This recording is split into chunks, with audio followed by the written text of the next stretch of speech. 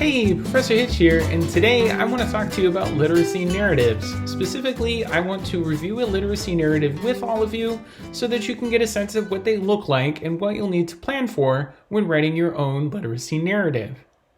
Now, the way I'm going to do that is by reviewing the essay in front of me. I realize not all of you may have read Shannon Nichols' Proficiency, so check the description down below for a link to this essay that you can follow along now and come back later to review. Now, I'm not going to read the whole essay to you, but I will give you a general sense of what it's about. The title is Proficiency. It is about Shannon Nichols taking the 9th grade proficiency test in March of her 8th grade year. She passes all elements of it except the writing portion. She fails the writing portion. This experience shakes her confidence and changes the trajectory of her educational career. She loses her love and passion for English, which she had had prior to taking this test. This is an example of a writing literacy narrative or a more traditional literacy narrative. Keep in mind, you can write non-traditional literacy narratives, no problem, but this is a traditional version. With that in mind, let's take a look at this first paragraph here where Nichols writes, "Throughout my elementary and middle school years, I was a strong student, always on the honor roll. I never had a GPA below 3.0. I was smart and I knew it. That is, until I got the results of the proficiency test." This is an indication of significance. We know this essay or story is important early on because what happened to Nichols was big enough to shake her confidence. And I want to point out that although this isn't a traditional 5-paragraph essay, it's no coincidence that this indication of significance comes in the first paragraph. Very similar, you might say, to a thesis statement. It's a thesis statement, but it doesn't sound like a thesis statement. Make sure when you're writing your literacy narrative that your indication of significance happens, let's say, within the first 2 paragraphs or so. With that in mind, let's jump down to page 2. I noticed in the first full paragraph on page 2 that Nichols doesn't just talk about her English teacher, but she uses her English teacher's name, Mrs. Brown. This is an example of a vivid detail.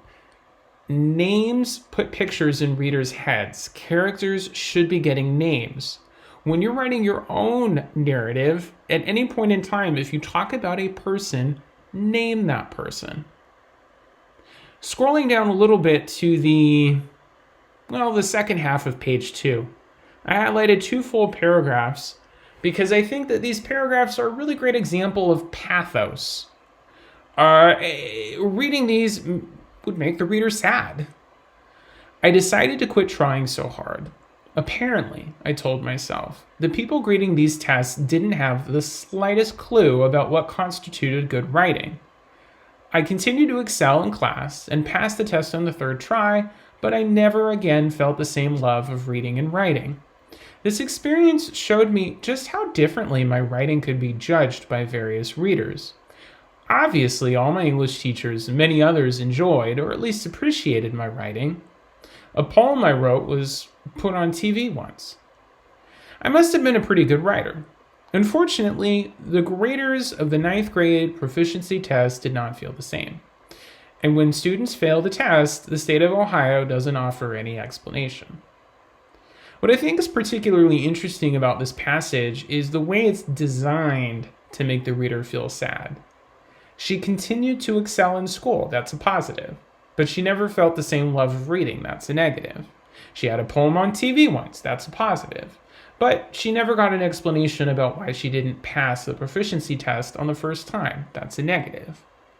When you're writing a literacy narrative and you're trying to connect with your reader, make sure that this is not just a really sad story from start to finish. It doesn't have to be sad at all, but if it's going to be sad at any part, or if it's going to be difficult if you encountered obstacles, consider layering those obstacles into your literacy narrative. Don't give away everything all at once.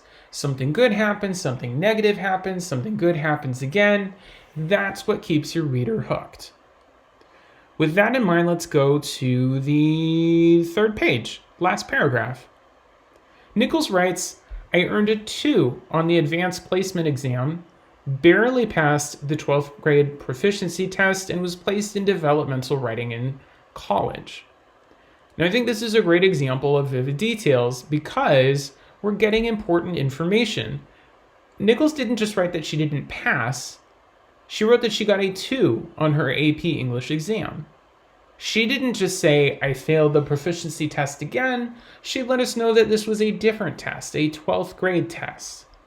And she doesn't just say that she was placed into writing in college, she specifically notes that she was placed into developmental writing, which is, for those of you who don't know, like a lower-ish form of writing compared to standard freshman composition.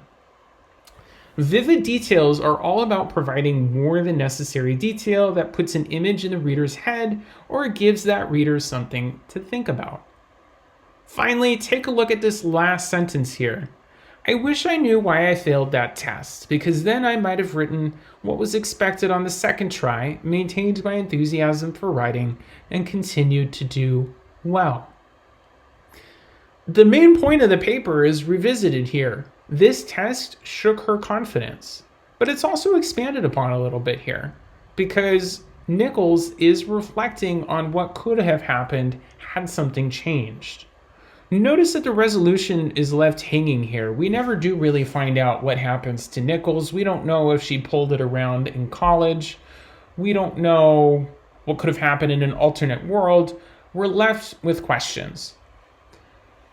Leave the reader thinking when you finish your literacy narrative. Know that you don't necessarily have to answer every single question that you pose over the course of your literacy narrative.